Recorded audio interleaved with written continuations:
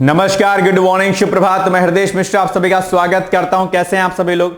I hope आप सभी लोग अच्छे होंगे और अपनी पढ़ाई को बहुत ही बेहतर ढंग से कर रहे होंगे। आइए हम लोग आज जुड़ते हैं और आज डेट हो गई है 13 मार्च और आज की कुछ महत्वपूर्ण करंट अफेयर्स पर हम लोग सीधे चर्चा करते हैं आपसे, क्या कुछ चीजें नई हैं आपके लिए। ठीक है, चलिए। तो बाकी क्लासेस हमारी अब 8 बजे होती है, पहले 9 बजे होती थी, अब हमारी 8 बजे होगी। तो आप लोग जुड़िए और अपनी चीजों को स्टार्ट करिए। ठीक है। नंबर 1, हाल ही में किस हवाई अड्डे को अंतरराष्ट्रीय हवाई अड्डे का दर्जा देने का निर्णय लिया गया है? सिंपल सी बात है, मदुरई हवाई अड्डे को। मैंने कल इसके बारे में आपको डिटेल्स में बताया था, अगर आपको याद होगा। जो मैं प्रश्न देता हूं, मैं आपसे अपेक्षा करता हूं कि आप लोग उसका उत्तर मुझे जरूर बताएंगे। ठीक है, और बताया ही करिए, जो कि आपके लिए जरूरी हो जाता है। चलिए, होर्मुज जलमार्ग अभी चर्चाओं में है क्योंकि ये दरअसल विश्व के सबसे महत्वपूर्ण समुद्री जलमार्गों में से क्या है, होर्मुज जो है ये जलमार्ग। और अभी इसमें जो है ये अमेरिका ने इस पे लेकर के कुछ चेतावनी दर्ज की है।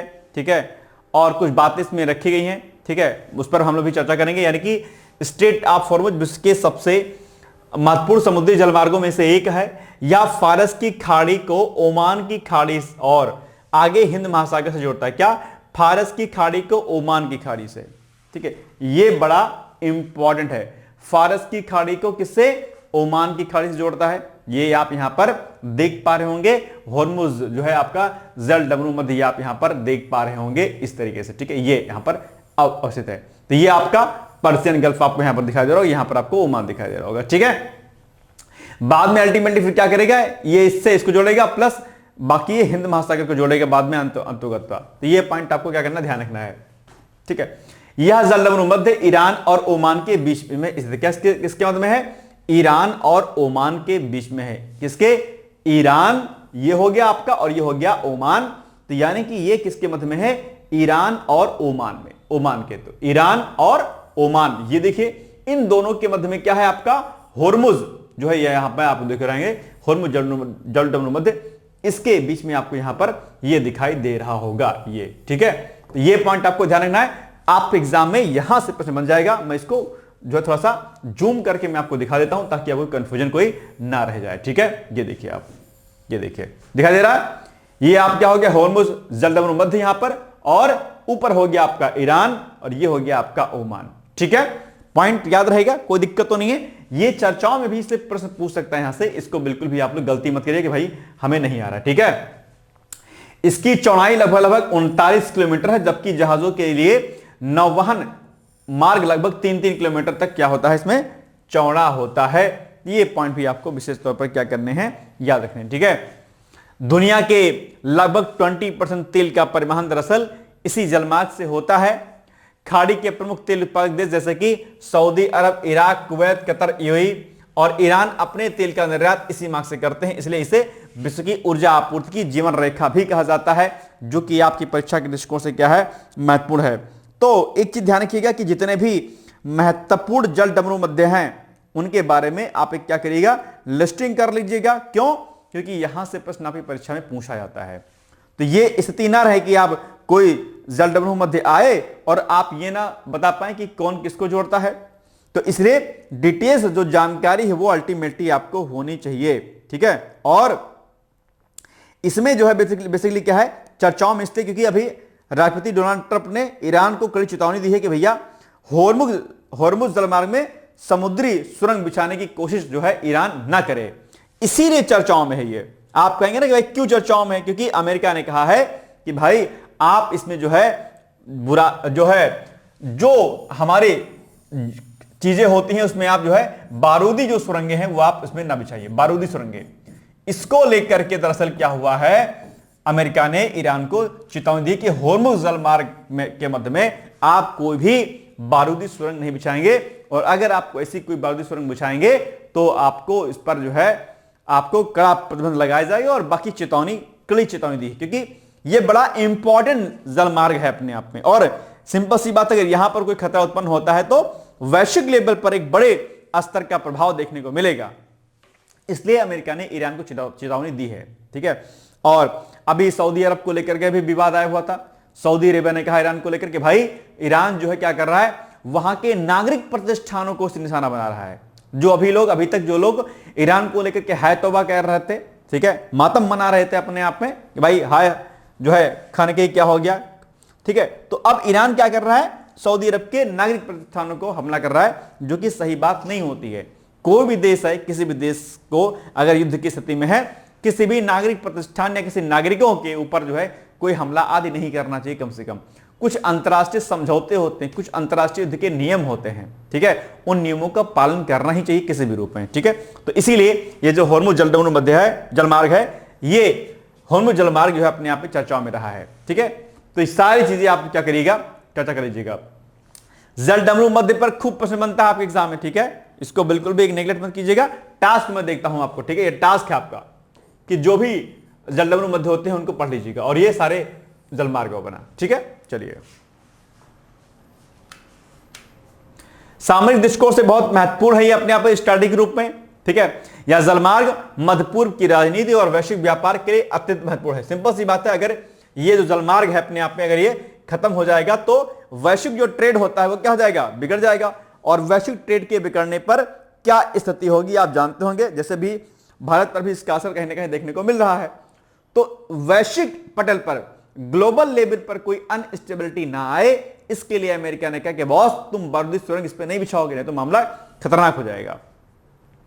यदि किसी संघर्ष या तनाव के कारण यह मार्ग बंद हो जाता है तो विश्व में तेल की कीमतें तेजी से बढ़ सकती हैं। यही बात है, और यही एक अपने आप में क्या है, चिंताजनक स्थिति है अपने आप में, क्योंकि अगर ये बंद हो गया, ठीक है, तो समझ लीजिए तेल की कीमतों में क्या होगा, भारी वृद्धि होगी अपने आप में, और ऐसे में निश्चित तौर पर भारत पर भी इसका प्रभाव पड़ना स्वाभाविक है, ठीक है। वैसे भी पेट्रोल डीजल महंगा ही आप जानते होंगे, लेकिन अगर ऐसा होता है तो निश्चित तौर पर भारत पर भी इसका नकारात्मक प्रभाव देखने को मिलेगा। अभी आप देख रहे होंगे एलपीजी आदि को लेकर के भी देख रहे होंगे आप लोग, ठीक है।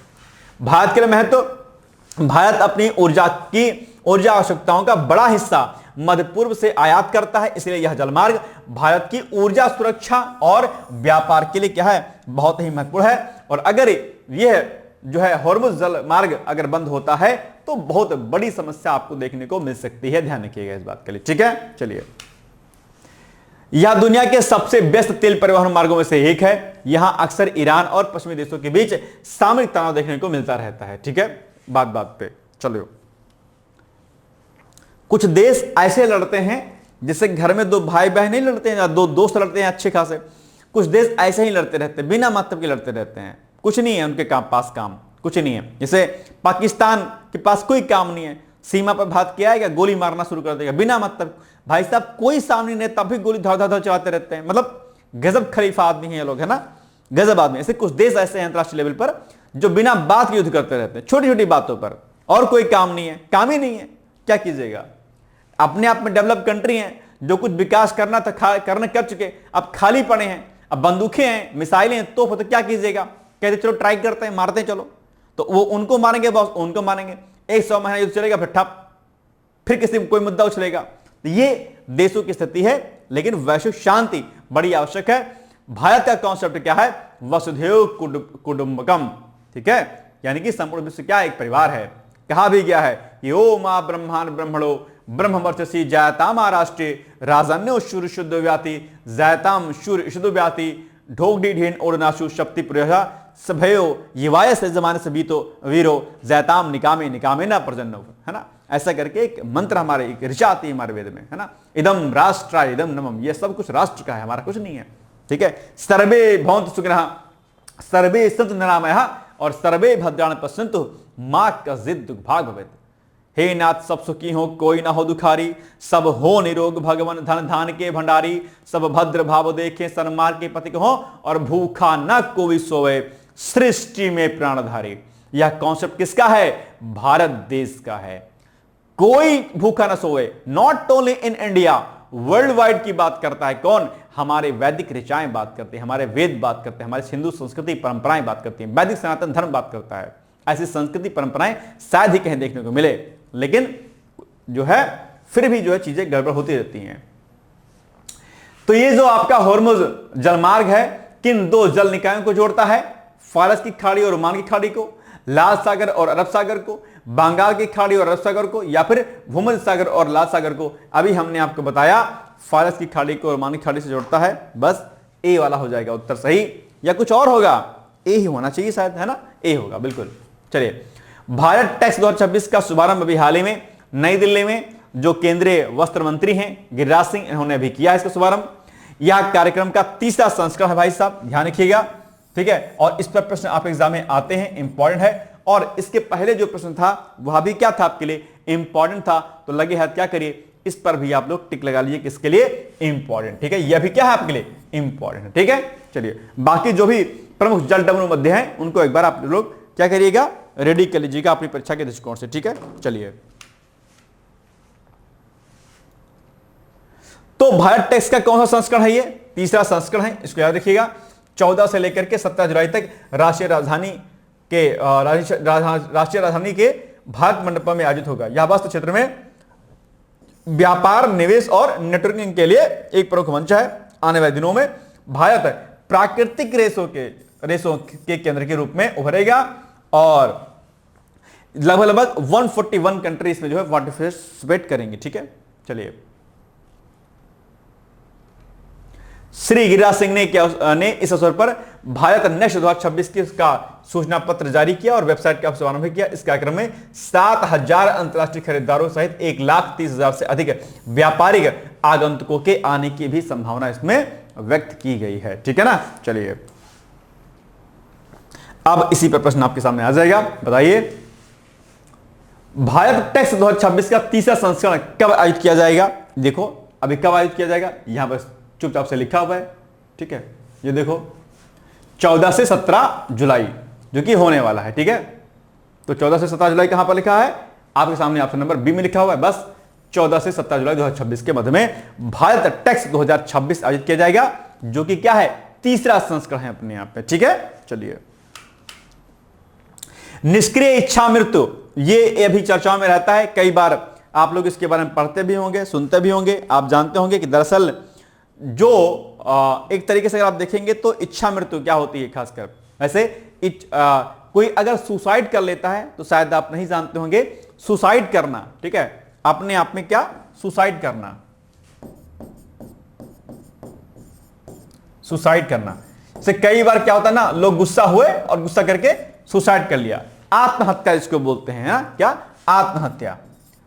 आपको शायद न पता हो, मैं आपको बता दूं कि आत्महत्या यानी कि सुसाइड क्या है, अपने आप में क्या है, इलीगल है, गैर कानूनी है, ये अपराध की श्रेणी में आता है। शायद आप नहीं जानते होंगे, इसको जान लीजिए।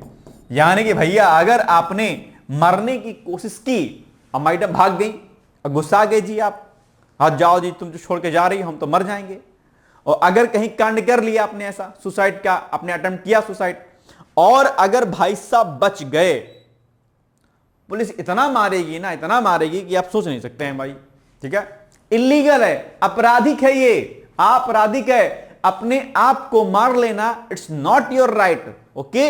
ये संविधान ने आपको अधिकार नहीं दिया कि आप अपने आप मार लोगे अपने आप को। अब बच गए नहीं तो बहुत मारे जाओगे भाई साहब, और घर वाले तो तोड़ेंगे अलग से और पुलिस मारेगी सो अलग से, और जेल जाओगे सो अलग से। तो कभी सुसाइड करने का सोचना भी नहीं, ठीक है। तो एक बार की बात है, हमारे गांव में या शायद कहीं ध्यान मुझे नहीं आ रहा, एक लोगों ने सल्फास खा लिया। सल्फास है ना, सुनते होंगे, सल्फास कीटनाशक होता है अपने आप में, उन्होंने खा लिया सल्फास। और सल्फास इतना खतरनाक जहर होता है कि अगर कोई खा ले, जब तक वो एक्सपायर नहीं हो जाएगा तब तक उसको इतना पेन होगा, इतना पेन होगा कि आप कल्पना भी उसकी नहीं कर सकते हैं। तो एक ने खा लिया और खाने के बाद जो रिएक्शंस हुए पेट के अंदर, उसने कहा भाई आज बचा लो मुझे, बस उसके बाद मैं जिंदगी में कभी कुछ ऐसा कार्य नहीं करूंगा। इतना पेन होता है, खतरनाक वाला।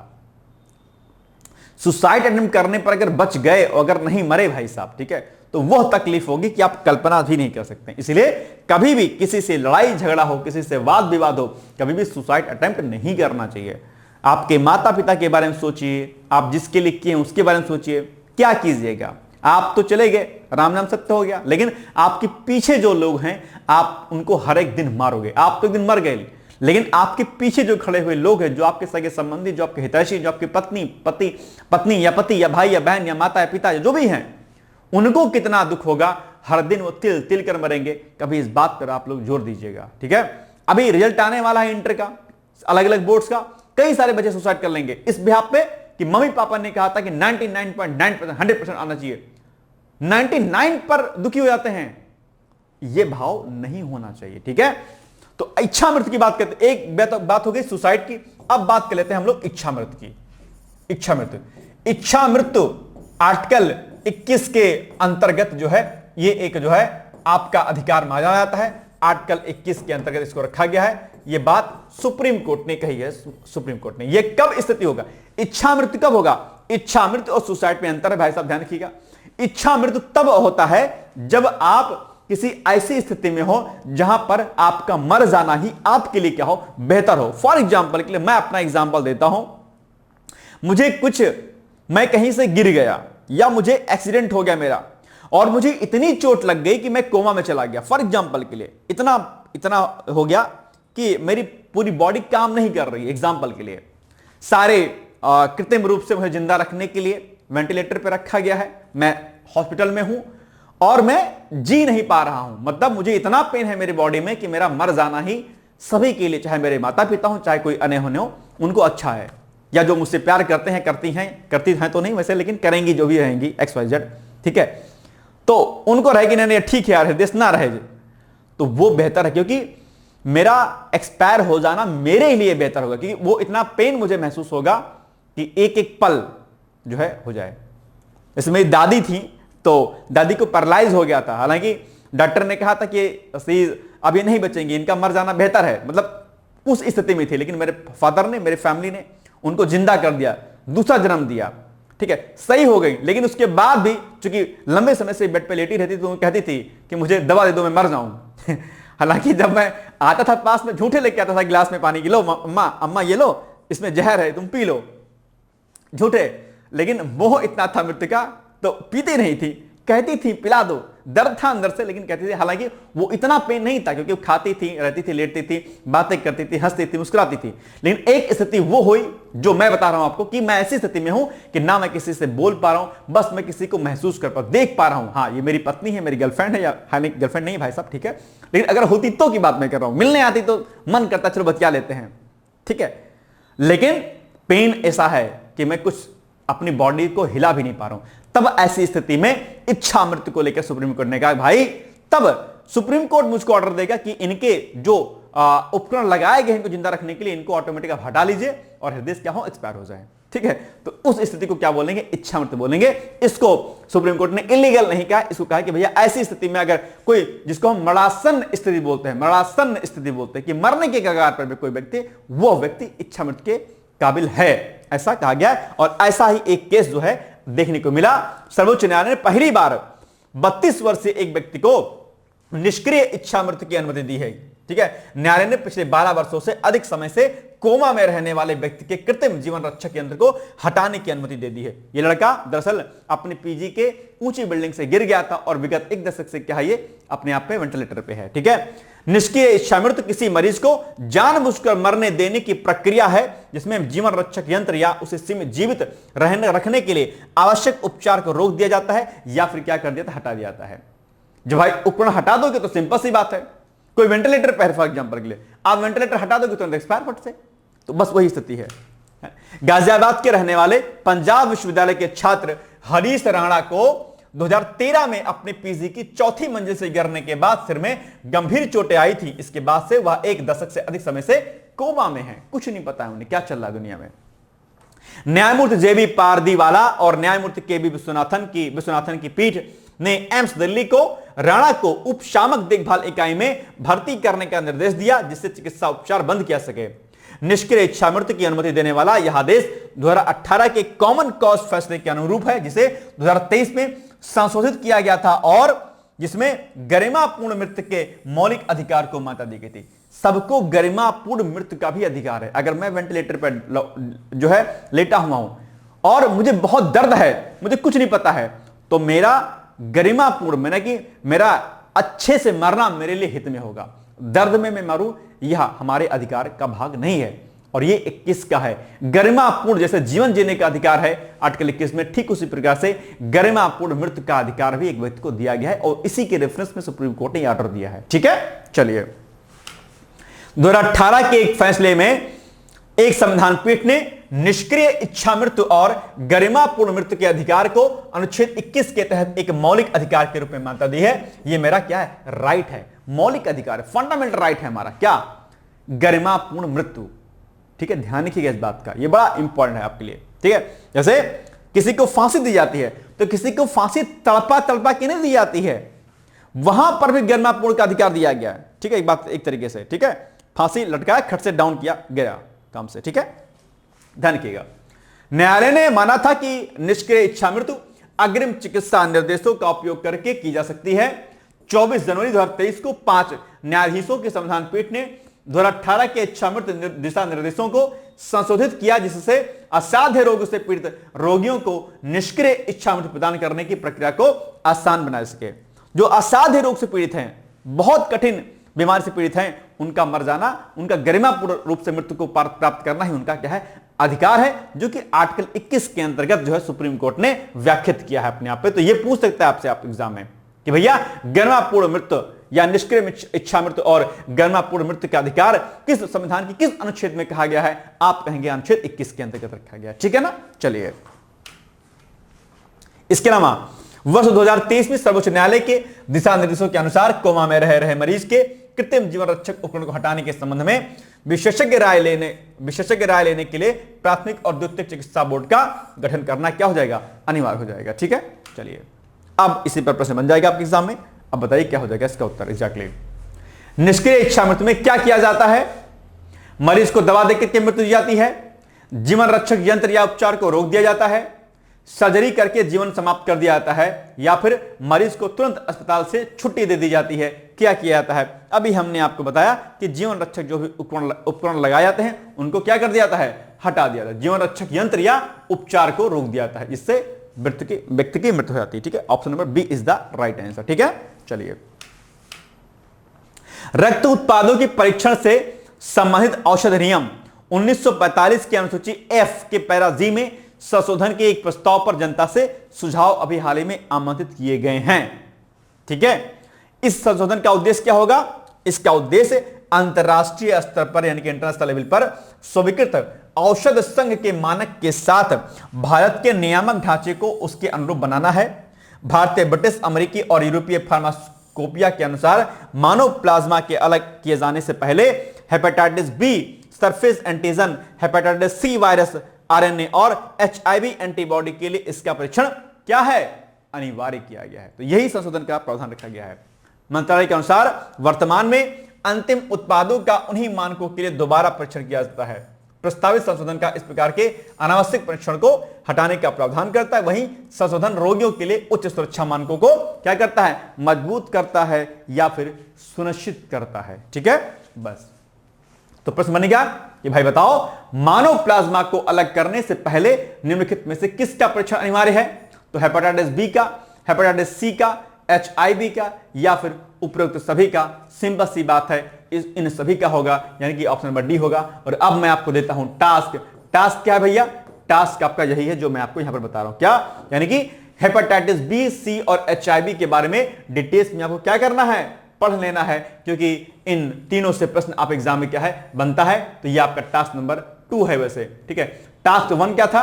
टास्क 1 था आपका जो भी जल डब्ल्यू मध्य होते हैं उनको पढ़ना है, और टास्क 2 के रूप में आप इन तीनों को पढ़िएगा। ठीक है, यहां पर क्या है? होमवर्क है, करना जरूर प्लीज आप लोग। ठीक है, चलिए,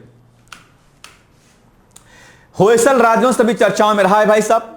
होयसल राजवंश भारतीय इतिहास के सबसे महत्वपूर्ण राजवंशों में से एक था। आप जानते होंगे, जिसे 10वीं से 14वीं शताब्दी के बीच वर्तमान कर्नाटक के एक बड़े हिस्से पर शासन किया था। उसकी पहली राजधानी क्या थी? वेलूर थी, जिसे बाद में हेलिवडू यानी कि द्वार समुद्र में स्थानांतरित कर दिया गया था। और होयसल राजाओं को उनकी अद्भुत वास्तुकला और कला के प्रति प्रेम के लिए जाना जाता है, जिसके प्रमाण आज भी कर्नाटक के विभिन्न हिस्सों में बिखरे हुए दिखाई आपको मिल जाएंगे। ठीक है, तो अभी ये क्या था? चर्चाओं में था। होयसल वास्तुकला की सबसे बड़ी विशेषता क्या है? उनकी वैसर शैली है। तो ये भी प्रश्न आप एग्जाम में सीधे पूछ लेगा। जो उत्तर भारत की नागर शैली और दक्षिण भारत की द्रविड़ शैली का क्या है? एक अनूठा संगम है। उनके मंदिर अक्सर एक ऊंचे मंच पर निर्मित होते हैं और उनका आधार सितारे के आकार का होता है। इन मंदिरों के निर्माण के लिए मुलायम पत्थर इस सोपस्टोन का उपयोग किया गया था, जिसने शिल्पकारों को पत्थर पर अत्यंत महीन और जटिल नक्काशी करने की अनुमति दी थी। ठीक है, चलिए अब चर्चाओं में रहा क्योंकि हालिया चर्चाओं में होयसल मंदिरों के साथ साथ जैन बसाड़ियों यानी कि जैन मंदिरों का उल्लेख भी महत्वपूर्ण है। होयसल शासकों ने धार्मिक सहिष्णुता का परिचय देते हुए न केवल भव्य हिंदू मंदिरों जैसे कि वेलूर का चेन्ना केशव मंदिर और हेलेबीडू का होयसलेश्वर मंदिर का निर्माण कराया, बल्कि जैन धर्म को भी भारी संरक्षण दिया। श्रवणबेड़, गोलगोला और अंगड़ी जैसे स्थानों पर स्थित जैन बसाड़ियां उनके काल की धार्मिक विविधता और कलात्मक उत्कृष्टता का प्रतीक हैं। यूनेस्को द्वारा इन मंदिरों को विश्व धरोहर का दर्जा दिए जाने से इस क्षेत्र में पर्यटन और संरक्षण प्रयासों को नई गति भी मिली हुई है। तो ये सारे पॉइंट आपको क्या करने, याद रखने। ठीक है, चलिए अब इसी पर आ जाएगा आपके सामने क्या प्रश्न बन जाएगा। हाल ही में कर्नाटक में होयसल काल के कई अद्वितीय मंदिरों और जैन बसाड़ियों ने इस क्षेत्र की समृद्ध मध्यकालीन विरासत की ओर वैश्विक ध्यान आकर्षित किया है। होयसल राजवंश ने मुख्य रूप से वर्तमान भारत के किस राज्य पर शासन किया था? तमिलनाडु, तेलंगाना, कर्नाटका या फिर आंध्र प्रदेश? क्या हो जाएगा इसका उत्तर सही? अभी हमने बताया है आपको, कर्नाटका होगा क्या? बोलो भाई जी लोग, देखते हैं। ठीक है, Karnataka is the right answer. ठीक है, कर्नाटक ही होगा। चलिए, ICAR Indian council of agriculture research या फिर DFR पुणे के वैज्ञानिकों ने कॉन्टोर्निया इकाडिफोर्स नामक ब्लॉसम मिस की एक नई प्रजाति की क्या की है? खोज की है। ठीक है, तो मार्च 2026 में पुणे स्थित भारतीय कृषि अनुसंधान परिषद के पुष्प कृषि अनुसंधान निदेशालय, ठीक है, के वैज्ञानिकों ने कीट विज्ञान के क्षेत्र में एक महत्वपूर्ण उपलब्धि हासिल करते हुए ब्लॉसम मिज की एक नई प्रजाति की पहचान की है। इस प्रजाति का नाम क्या है? कॉन्टेरिनिया इकाइडोफ्लोरस, ठीक है, रखा गया है, जो इस संस्थान के संक्षिप्त नाम ICAR DFR को समर्पित है। यह कीट मुख्य रूप से सजावटी फूलों की फसलों, विशेष रूप से चमेली और गेंदा जैसे व्यावसायिक रूप से महत्वपूर्ण पौधों को क्या करता है? लक्षित करता है, इनको खा लेता है, खराब कर देता है। ठीक है, तो इसकी एक खास जो है की गई है। तो ब्लॉसम मिज क्या है? ब्लॉसम मिज दरअसल एक छोटा मक्खी जैसा क्या है? कीट है अपने आप में। ठीक है, क्या है? ब्लॉसम मिज एक छोटा सा मक्खी जैसा कीट है, लेकिन इसका लार्वा चरण सबसे अधिक विनाशकारी होता है। मादा कीट अपनी सुई जैसे अंग का उपयोग करके फूलों की कोमल कलियों के भीतर अंडे देती है। जैसे ही अंडे से लार्वा निकलते हैं, वह कलियों के आंतरिक उत्तकों यानी कि जो इंटरनल टिश्यूज होते हैं को क्या करता है? खाना शुरू कर देते हैं, और इस आंतरिक क्षति के कारण कलियां ठीक से खिल नहीं पाती, वे विकृत हो जाती हैं या समय से पहले ही गिर जाती हैं। अब कली गिर गई तो फूल कैसे खिलेगा? कई मामलों में प्रभावित कलियां अंदर से भूरी होकर सड़ जाती हैं, जिससे फूलों की बाजार में बिक्री की गुणवत्ता और उपज में 40 से 70% तक की क्या होती है? गिरावट होती है। तो ये एक प्रकार का कीट अभी खोजा गया है, जो कि फूलों के लिए खासकर जो ट्रेड वाले फूल होते हैं, जैसे कि आपका गेंदा, चमेली वगैरह हो गया, सजावटी जो फूल होते हैं, उनको नुकसान पहुंचाता है। ठीक है, चलिए, इस नई प्रजाति की खोज महत्वपूर्ण है क्योंकि प्रभावी कीट प्रबंधन, पेस्ट मैनेजमेंट के लिए सटीक पहचान पहला कदम है। चूंकि लार्वा कली के भीतर सुरक्षित रहता है, इसलिए सामान्य कीटनाशकों का छिड़काव अक्सर बेअसर होता है। भाई, फूल के अंदर, कली के अंदर होगा तो कैसे आप छिड़काओगे, तो कैसे बचेगा? फूल के ऊपर होता तब तो कोई दिक्कत नहीं थी, लेकिन माना कि एक ये गेंदे का फूल है, ठीक है, गेंदे का फूल है और इसके अंदर कीड़ा है इसके अंदर, ठीक है, ये जो खोजा गया है, अब इसके अंदर है, आप दवा छिड़केंगे तो कैसे स्प्रे करेंगे? इसके ऊपर स्प्रे करेंगे। अब कीड़ अगर यहां होता तो मर जाता, कोई दिक्कत नहीं, लेकिन इसके अंदर है भाई साहब, तो दिक्कत है अपने आप में। ठीक है, ICAR DFR के वैज्ञानिक अब इस विशिष्ट कीट के लिए एकीकृत कीट प्रबंधन रणनीतियां विकसित कर रहे हैं, जिसमें फेरोमोन ट्रैप और जैविक नियंत्रण एजेंटों का उपयोग शामिल हो सकता है। यह खोज भारत के पुष्प कृषि क्षेत्र को सुरक्षित करने और किसानों की आय बढ़ाने के लिए दिशा में एक बड़े कदम के रूप में हम इसको देख सकते हैं भाई साहब। ठीक है, तो ये पॉइंट आपको क्या करनी है? ध्यान देनी थी। ठीक है, चलिए, अब प्रश्न बनेगा इस पर, आप लोग बताइएगा इसका उत्तर क्या हो जाएगा। हाल ही में ICAR पुष्प कृषि अनुसंधान निदेशालय पुणे के वैज्ञानिकों ने कॉन्टेरिनिया इकाइडोफ्लोरस नामक ब्लॉसम मिस की एक नई प्रजाति की खोज की है। ब्लॉसम मिस के लार्वा द्वारा पौधों को होने वाला मुख्य नुकसान क्या है? पत्तियों का रस चूसना और उन्हें पीला करना, तने और जड़ के भीतर छिद्र करके उन्हें खोखला करना, केवल पौधों में घातक वायरल रोगों का प्रसार करना, या फिर फूलों की कलियों को प्रभावित करना, जिससे उपज और गुणवत्ता को भारी नुकसान होता है। अभी हमने बताया है, ठीक है, फूलों की कलियों को नुकसान पहुंचाता है। बस क्या हो जाएगा, ये हो जाएगा आपका D is the right answer, ठीक है ना। बस चलिए,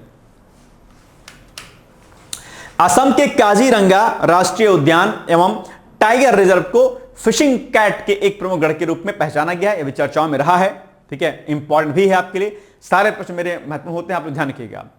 मार्च 2026 में जारी एक नवीनतम पारिस्थितिकी रिपोर्ट के अनुसार असम के काजीरंगा राष्ट्रीय उद्यान एवं टाइगर रिजर्व में फिशिंग कैट की एक स्वस्थ और प्रजननक्षम आबादी दर्ज की गई है। यह अध्ययन इसलिए महत्वपूर्ण है क्योंकि यह काजीरंगा को इस दुर्लभ जो है बिल्ली की प्रजाति के लिए भारत के सबसे महत्वपूर्ण गढ़ के रूप में इसको स्थापित करता है, ठीक है, तो इसलिए बड़ा महत्वपूर्ण हो जाएगा। और फिशिंग कैट की बात करते हैं तो फिशिंग कैट एक मध्यम आकार की जंगली बिल्ली है जो अपनी विशिष्ट जीवन शैली के लिए जानी जाती है। यह प्रजाति मुख्य रूप से आर्द्र भूमि यानी कि जो वेटलैंड्स होते हैं प्लस मैंग्रोव, दलदली क्षेत्रों और नदियों के किनारे पर पाए जाने वाले सघन वनस्पतियों में निवास करती है।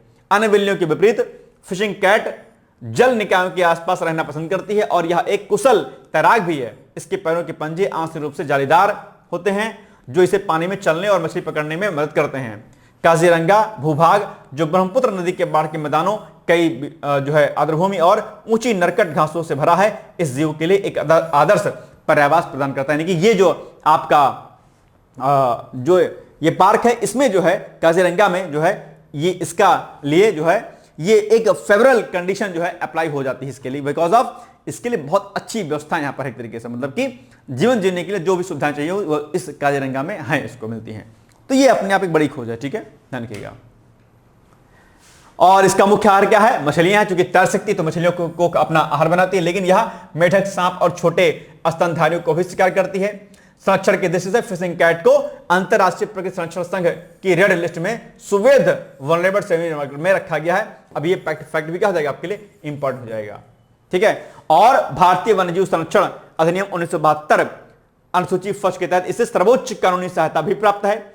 आर्द्र भूमियों का विनाश, कृषि विस्तार और मानव वन्यजीव संघर्ष इस प्रजाति के अस्तित्व के लिए सबसे बड़े खतरे हैं। काजीरंगा में इसका पाया जाना न केवल इस प्रजाति के लिए अच्छी खबर है, बल्कि यह इस राष्ट्रीय उद्यान के जल पारिस्थितिकी तंत्र के स्वास्थ्य का भी एक बड़ा संकेतक भी माना जा रहा है अपने यहाँ पे, ठीक है। ध्यान रखिएगा कि ऐसी जब खोजें होती है तो आपके लिए बड़ी इंपॉर्टेंट हो जाती है और उनको आईयूसीएन की रेड डेटा बुक में किस कैटेगरी के अंतर्गत रखा गया है, यह प्रश्न भी अक्सर आपके एग्जाम में पूछा जाता है, ठीक है। चलिए अब आ गया आपके सामने प्रश्न आ जाएगा, ठीक है। हाल ही में एक वैज्ञानिक आकलन में असम के काजीरंगा राष्ट्रीय उद्यान एवं टाइगर रिजर्व को फिशिंग कैट के एक प्रमुख गढ़ के रूप में पहचाना गया है। फिशिंग कैट मुख्य रूप से निम्नलिखित में से किस प्रकार के पर्यावरण में पाई जाती है, शुष्क पर्णपाती वनों में, आर्द्रभूमि मैंग्रोव और दलदली क्षेत्रों में, मर्सलीय झाड़ियों में या फिर अल्पाइन घास के मैदानों में। सिंपल सी बात है, इसका उत्तर क्या हो जाएगा, बी हो जाएगा, B is the right answer, ठीक है, ये हो जाएगा, है ना। चलिए सैक्सीटॉक्सिन, ये भी चर्चाओं में रहा है अभी। तो मार्च 2026 के पहले सप्ताह में केरल के तिरुवनंतपुरम जिले के विंझिझम तटीय क्षेत्र में सी फूड विषाक्तता की एक गंभीर घटना सामने आई। स्वास्थ्य अधिकारियों और खाद्य सुरक्षा विशेषज्ञों की प्रारंभिक जांच में यह पाया गया है कि प्रभावित व्यक्तियों ने एक ऐसी मछलियां और विशेष रूप से शेलीफिश जैसे कि मसल्स और क्लैम का सेवन किया था, जो सैक्सीटॉक्सिन नामक एक अत्यंत घातक न्यूरोटॉक्सिन से क्या थे, संदूषित थे, जो कि प्रदूषित थे अपने आप पे। तो इनको खाने से इनमें सैक्सीटॉक्सिन जो है जाएगा, जो कि खतरा है अपने आप, जो कि बहुत जहरीला टॉक्सिक सब्सटेंस है अपने आप पे। सैक्सीटॉक्सिन प्राकृतिक रूप से कुछ सूक्ष्म समुद्री शैवालों जैसे कि डायनोफ्लैगलेट्स द्वारा उत्पादित होता है। यह विषाक्तता तब होती है जब समुद्र में हानिकारक शैवाल प्रस्फुटन हार्मफुल एल्गल ब्लूम हो जाता है। और एल्गल ब्लूम क्या होता है आप जानते होंगे, जिसे अक्सर रेड टाइड भी कहा जाता है। सेल्फिश इन शैवालों को खाती है और इनके ऊतकों में यह टॉक्सिन जमा हो जाता है। मनुष्यों द्वारा ऐसी संदूषित सेल्फिश का सेवन करने से पैरालिटिक सेल्फिश पॉइजनिंग नामक जो है बीमारी हो जाती है इनको खाने से। तो इसलिए जो लोग आप लोग नॉनवेज वगैरह खाते रहते हैं, भैया मत खाया करिए, बड़ा खतरनाक होता है। मैं अक्सर कहता हूं, जो भी डॉक्टर कहे कि नॉनवेज खाया करो, गुड़गोबर टाइप का है, सीधे मैं बता रहा हूं, कोई नॉलेज नहीं है। कोई भी डॉक्टर अगर आपसे कहे कि नॉनवेज खाइए, उसका मतलब उसने पढ़ाई बिल्कुल भी नहीं की। सिंपल सी बात है, अगर हमारे बॉडी के इंटरनल ऑर्गन्स नॉन वेज के लिए रिस्पॉन्सिबल नहीं है, अगर हमारे बॉडी के इंटरनल ऑर्गन्स जो है हमारे डाइजेशन को डाइजेस्ट करने के लिए उन केमिकल्स का सिक्रेशन नहीं करते हैं, हमारी बॉडी में अगर वो बैक्टीरिया या वो माइक्रो ऑर्गेनिजम्स जो कि हमारे डाइजेशन के लिए या हमारी बॉडी के लिए इंपॉर्टेंट होते हैं वो नॉनवेज के लिए नहीं रिस्पॉन्सिबल होते हैं, तो फिर हम नॉनवेज कैसे खा सकते हैं? इसका जवाब शायद कोई नहीं देगा। इससे पढ़े लिखे डबल मूर्ख जो डॉक्टर लोग होते हैं जो नॉनवेज खाने के लिए कहते हैं, कतई बात मत मानिएगा और आप भी मत मानिएगा, ठीक है? वैसे भी शाकाहारी भोजन खाइए, मांसाहारी भोजन से कहीं गुना ज्यादा कैलोरी, कहीं गुना ज्यादा विटामिन एंड बाकी अन्य सब्सटेंस आपके जो वेज मटेरियल्स होते हैं, जो वेज फूड होते हैं, जो फ्रूट्स होते हैं, उनमें पाया जाता है, ठीक है ना बॉस? ये बात ध्यान रखिएगा, इसलिए नॉनवेज मत खाया करिएगा। कुछ लोग कहते हैं हमारा राइट है, अरे राइट ऐसे थोड़ी ना होता है, राइट है तो कुछ भी खा लीजिएगा, बताना मेरा काम टीचर है, टीचर मत खाया करिए नॉनवेज, ठीक है? और किसी जीव को मारना और खाना ये तो वैसे भी अनएथिकल है अपने आप में, है ना? कोई आपको मार के खा जाए तो बोले कि हमारा अधिकार है, किसी को खा जाऊंगा, तो जानवर को मार के खा जाते हो, आपके परिवार के किसी व्यक्ति को कोई मार के खा जाए, कैसा लगेगा आपको? रोना पीटा करेंगे, केस कर देंगे, हाथों मचाएंगे। आप किसी परिवार के जो है जानवर को मार के क्यों खा जाते हैं भाई? किसने हक दे दिया आपको? किस संविधान की पुस्तक में लिखा हुआ है? ये सब मत क्या करिए, ठीक है? चलिए, डांटने वाला मास्टर हूं, गलत काम करोगे तो नहीं खाना चाहिए, ठीक है? नॉनवेज। चलिए, साइक्सिटॉक्सिन की शक्ति का अंदाजा इस बात से लगाया जा सकता है कि यह पोटेशियम साइनाइड से भी लगभग 1000 गुना अधिक जहरीला होता है। सोचो, इतना खतरनाक टॉक्सिक होता है जो कि आप खाते हो। इसलिए मैं कहता हूं कि नॉनवेज कुछ भी मत खाया करो, ना फिश खाया करो, ना मुर्गी आदि खाया करो, मुर्गा आदि खाया करो, कोई ना पिग खाया करो, सुअर आदि खाया करो। ये सब कुछ बहुत हार्मफुल है आपकी बॉडी के लिए, बहुत ज्यादा, ठीक है? यह तंत्रिका तंत्र में सोडियम चैनलों को अवरुद्ध कर देता है, जिससे तंत्रिका संकेतों का संचार रुक जाता है। इसके लक्षणों में होठों और उंगलियों में झुंझुनी, मांसपेशियों में कमजोरी और गंभीर मामलों में श्वसन तंत्र का जो है क्या होता है, अपने आप पे पक्षाघात, यानी कि एक तरीके से पैरालिसिस भी आपकी हो जाती है, जो कि अंततः आपके मृत्यु का कारण बन जाता है। इसलिए ध्यान रखिएगा। तो ये सब चीजें प्लीज आप लोग ध्यान रखिएगा। और जो है इस घटना से सरकार ने प्रभावित क्षेत्रों से सेल्फिश के संग्रह और बिक्री पर अस्थायी प्रतिबंध लगा दिया है और मछुआरों को सतर्क रहने की सलाह दी है कि भैया इसको आप मत पकड़िए, ठीक है? चलिए, अब इसी पर बन जाएगा क्या छोटा सा प्रश्न जिसका आप उत्तर दे सकते हैं मुझे। हाल ही में केरल के विंझीझम में समुद्री भोजन के सेवन से जुड़ी एक गंभीर बीमारी और कई लोगों के बीमार होने का मुख्य कारण किस अत्यधिक शक्तिशाली समुद्री न्यूरोटॉक्सिन के संदूषण को माना गया है? तो बोटुलिनम टॉक्सिन, टीडोट्रोडॉटॉक्सिन, राइसिन या साक्सीटॉक्सिन। तो इसका उत्तर क्या हो जाएगा? सी वाला, यानी कि साक्सीटॉक्सिन ही अपने आप पे क्या है, खतरनाक है, जो कि आपका बहुत ज्यादा हार्मफुल है, अपने आप में बहुत ज्यादा टॉक्सिक है, अपने आप बहुत जहरीला है, ठीक है? चलिए, मंत्रिमंडल ने जल जीवन मिशन को किस वर्ष तक के बढ़ाने की मंजूरी दी है? अभी कल हमने आपको इसको पढ़ाया था, आप लोग प्लीज इसका उत्तर दीजिएगा। और जल जीवन मिशन में प्रथम स्थान पर कौन सा राज्य है? आपका यूपी है, ठीक है? स्वच्छ पेयजल की उपस्थिति हो सके, भौम जल का हम जो है उसको ज्यादा दोहन ना करें, इसके लिए जल जीवन मिशन की शुरुआत की गई थी, आप लोग जानते होंगे इसको, ठीक है? चलिए, मुख्य परीक्षा के लिए प्रश्न है आपके सामने। भारतीय लोकतंत्र में पंचायती राज इंस्टीट्यूशन, यानी कि पंचायती राज जो संस्थाएं होती हैं, इनके महत्व पर चर्चा कीजिए। 73वें संविधान संशोधन के प्रमुख प्रावधानों का स्पष्ट उनको स्पष्ट कीजिए। क्या? जो 73 जो अमेंडमेंट होता है उनको भी आपको डिक्लेयर करना है अच्छे तरीके से, ठीक है? तो ये आप लिखिएगा, मुझे भेज सकते हैं हमारे कॉन्टैक्ट नंबर पर। हमारा कॉन्टैक्ट नंबर क्या है? 886044090201 है, ठीक है? इस पर आप मुझे भेज सकते हैं। इसके अलावा कल हमने प्रश्न पूछा था आपसे कि बताइए ग्रामीण भारत में स्वच्छित पेयजल उपलब्ध कराने में जल जीवन मिशन की भूमिका का मूल्यांकन कीजिए। साथ ही सुजलम भारत जैसे डिजिटल ढांचे के महत्व को स्पष्ट कीजिए। ये हमने पूरा यहां पर आपको करके बता दिया। अब आपने कल लिखा था कि नहीं लिखा था मुझे नहीं पता, लेकिन मैंने उत्तर आपको दे दिया है। आप इससे मैच कर सकते हैं, ठीक है? ये आप इससे मैच कर लीजिए कि भाई क्या क्या हमने इसमें आपको बताया हुआ है, ठीक है? ये आप कर सकते हैं अच्छे तरीके से, ठीक है? चुनौतियां, सीमाएं, ठीक है? सब कुछ महत्व इसका, पारदर्शिता, जवाबदेही, ठीक है? सब कुछ अच्छे से आपको दे रखा है, ठीक है? निष्कर्ष फिर बाद में उन्होंने लिख दिया है। तो ये हो गया। बाकी हमारे सभी कोर्सेज पर डिस्काउंट चल रहा है, आप यहां पर देख सकते हैं। लेखपाल की करंट अफेयर्स हमारी चल रही है, और टेस्ट चल रही है 1000 रुपए में, और सॉरी 1000 में डिस्काउंट 50% का इसमें क्या है ऑफर है आपका। 50% का डिस्काउंट इसमें चल रहा है और ये आपको 500 रुपए मात्र मिल रही है। और बाकी हमारे सारे कोर्सेज आपके बीओ का बैच, यूपीपीसीएस प्रीलिम्स का लक्ष्य बैच जो कि मेंटरशिप प्रोग्राम है, इसमें गूगल मीट से आपको जो है क्या किया जाएगा, आपको गाइड किया जाएगा। मेंटरशिप प्रोग्राम है अपना, बहुत अच्छा प्रोग्राम है। पीसीएस 26 के लिए बड़ा अच्छा प्रोग्राम है। संकल्प बैच बीओ के लिए, Abhyudaya batch pre plus mains के लिए, आरओ का बैच हमारा है। यूपीपीसीएस फाउंडेशन कोर्स बड़ा अच्छा बैच है, 50% का इसमें डिस्काउंट है, 50% लेस है, इसमें कर दीजिएगा, 50% का लेस है। यूपीसीएस 2026 का जो बैच है वो 4500 में है, कूपन कोड इसमें आप लगाइएगा पीसीएस 2000, क्या पीसीएस 2000, तो ये फीस आपकी हो जाएगी 4500 हो जाएगी, ठीक है। इलाहाबाद हाई कोर्ट का फीस एससी 500 कूपन कोड लगाइएगा, 1999 को फीस हो जाएगी आपकी। लेखपाल का बैच 2500 में है, कूपन कोड LEA के 1000 लगाइएगा, 1499 मिल जाएगा आपको। और बाकी यहां पर हमारे सारे कोर्सेज दिए गए हैं, आप एक एक करके आप इसको देख सकते हैं। करंट अफेयर्स का बूस्टर बैच चल रहा है, 251 रुपए में मात्र है, इस पर भी अभी ऑफर चल रहा है। तो ये सारे कोर्सेज हैं, इसके लिए आप हमें डायरेक्टली ये जो दिए गए नंबर हैं आप इस पर संपर्क कर सकते हैं। ये इन पर आप कोई भी चीज अगर आपको जानकारी चाहिए होगी तो आप मुझे बातचीत कर लीजिएगा इस पर, ठीक है। तो ये हो गया छोटी सी जानकारी। अगर मुझसे डायरेक्टली आपको बात करनी होगी तो इस नंबर पे आप सीधे कॉल कर लीजिएगा, ठीक है। चलिए, तो आज के लिए बस इतना ही, कल मिलेंगे हम लोग, तब तक के लिए आप लोग पढ़ते रहिए, मस्त रहिए, व्यस्त रहिए, मुस्कुराते रहिए। बहुत बहुत धन्यवाद है, all the best, thank you so much, bye bye, take care, thank you. क्या आप लोक सेवा आयोग उत्तर प्रदेश की ROA परीक्षा में सफल होकर सचिवालय में समीक्षा अधिकारी जैसे प्रतिष्ठित पद पर चयनित होना चाहते हैं? क्या आपके पास व्यस्त दिनचर्या या व्यक्तिगत परिस्थितियों के कारण नियमित पढ़ने के लिए समय की कमी है, इसलिए एक दिन में आप 8 से 10 घंटे नहीं पढ़ सकते हैं? क्या आपका संकल्प है कि सचिवालय में समीक्षा अधिकारी बनना ही बनना है और आप उसके लिए सही मार्गदर्शन की तलाश कर रहे हैं? यदि आपके इन तीनों प्रश्नों के उत्तर हाँ हैं, तो आपकी खोज अब समाप्त होती है और आपके सपने को साकार करने के लिए आगामी समीक्षा अधिकारी परीक्षा की सुव्यवस्थित तैयारी हेतु D-Code एग्जाम लाया है अभ्युदय बैच।